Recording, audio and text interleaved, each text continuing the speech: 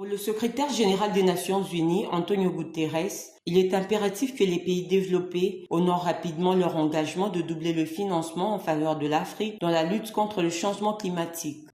Il est impératif que les pays développés honorent rapidement leur engagement de doubler le financement de l'adaptation pour atteindre au moins 40 milliards de dollars d'ici 2025. Des contributions substantielles sont également nécessaires pour alimenter le fonds destiné aux pertes et dommages. La création du fonds pour les pertes et dommages proposé par le secrétaire général de l'ONU devrait permettre aux pays vulnérables de faire face aux phénomènes météorologiques extrêmes. Le monde établit de nouveaux records en matière de déploiement des énergies renouvelables, laissant l'Afrique à la traîne. Notre continent n'a représenté que 0,5% l'année dernière.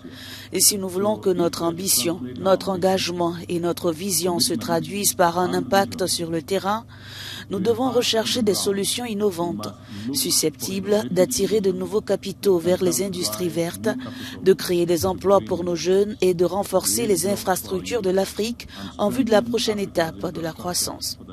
Qui représente environ 17% de la population mondiale, est responsable de seulement 7% des émissions mondiales de gaz à effet de serre. Cependant, les experts soulignent que le continent est particulièrement vulnérable au changement climatique.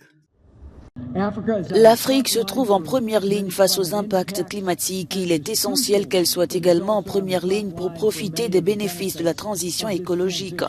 Construire des économies fortes et durables peut offrir aux jeunes Africains de réelles opportunités de formation et d'emploi.